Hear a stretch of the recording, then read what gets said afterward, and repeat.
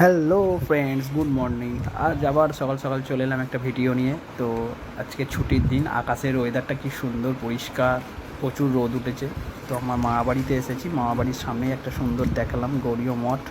সেই মঠের ভেতরেই এখন যাব। খুব ভালো লাগে এই মঠটি দেখতে, ভেতরটা এত সুন্দর সাজানো গোছানো, আর সুন্দর গাছ দিয়ে ঢাকা গঙ্গার পাড়ে এক অন্যরকম পরিবেশ তৈরি হয় এখানে। তো যাই হোক, খুব ভালো লাগে। ভেতরে নাম কীর্তন হয়, রাধা গোবিন্দের বাস এই মঠের মধ্যে। তো দেখুন, আমি ঢুকে পড়েছি এই চাতালে, আমরা বসে গল্প করি আসলেই।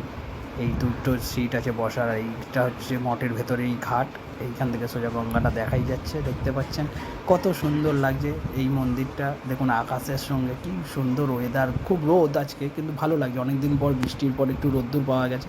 তো যাই হোক, একটু ঘুরে দেখলাম, মনটা বেশ ভালো হয়ে যায় এই মঠে ঢুকলে।